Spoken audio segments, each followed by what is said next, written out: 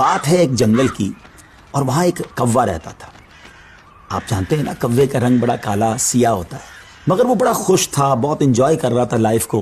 तरह तरह के खाने खाता और रात होती तो किसी भी खुशबूदार दरख्त पर जाकर रात बसर करता, एंजॉय कर रहा था अपनी लाइफ को। अचानक उसकी नज़र एक सफ़ेद कबूतर पर पड़ी। वो सोचने लगा कि मैं काला और ये सफ़ेद, ये कितना खूबसूरत है, कितना अच्छा लग रहा है, मुझसे ज़्यादा खुश तो ये होगा। अब इसी ख्याल में वो परेशान रहने लगा और उसे रात को नींद भी ना आए। एक दिन वो कबूतर के पास पहुंचा और कहा कि तुम कितने खुश नसीब हो, तुम्हारा रंग सफ़ेद है और मैं तो काला हूं, तुमसे ज़्यादा खुश तो कोई नहीं होगा। कबूतर ने कहा पहले मैं भी यही समझता था, लेकिन जब मैंने तोते को देखा तो मैं हैरान हो गया कि तोते के तो दो रंग हैं, मेरे पास तो एक ही रंग था। तो तोता ज़्यादा खुश नसीब है, वो ज़्यादा खुश है, वो ज़्यादा लाइफ को एंजॉय कर रहा है। अब कौवा कबूतर को छोड़कर तोते के पास पहुंच गया।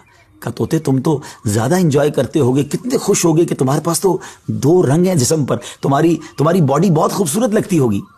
तो तोता कहता है कि पहले तो मैं लाइफ को बड़ा एंजॉय करता था कि वाकई मैं बड़ा रंग बिरंगी हूँ, मगर जब मैंने मोर को देखा ना तो मोर तो कई सारे रंग लिए हुए है, इतना खूबसूरत है कि उसको देखकर मुझे लगा कि मैं तो कुछ भी नहीं हूँ।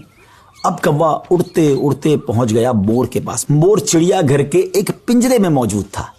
पहले तो वो इंतजार करता रहा क्योंकि बहुत सारे लोग मोर को देखने आए थे।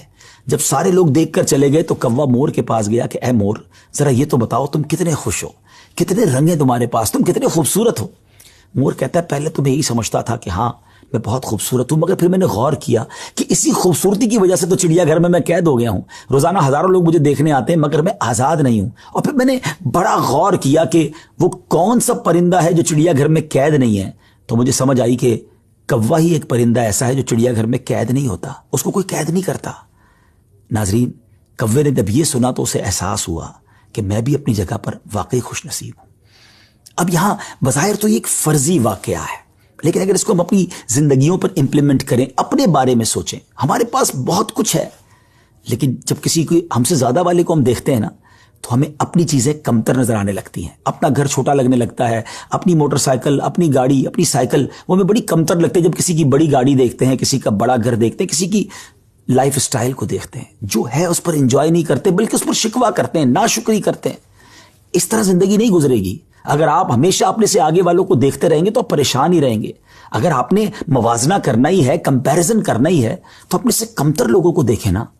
कई लोग बड़ी मुश्किल जिंदगी गुजार रहे हैं। अल्लाह ने मुझे और आपको बहुत खुशहाल रखा है। जी हाँ, अब भी हम लाखों करोड़ों से अच्छे हैं, लेकिन मसला यह कि हमें तो आगे वालों को देखकर डिमोरलाइज होना होता है। शुक्र अदा कीजिए और सुभान अल्लाह, मेरे रब का तो वादा भी है ना कुरान में, ल इन शकरतुम ल अज़ीदन्नकुम, तुम मेरा शुक्र अदा करो मैं तुम्हें और दूंगा। तो जब आप अल्लाह का शुक्र अदा कर रहे होते हैं ना कि अल्लाह तूने मुझे करोड़ों से अच्छा बनाया, तो वो और अता फरमाता है, आप और आगे बढ़ते हैं। तो बहरहाल ये छोटी सी हिकायत है, अल्लाह करे इससे सबक लें, नाशुक्री छोड़ दें और शुक्र अदा करने वाले बन जाएं।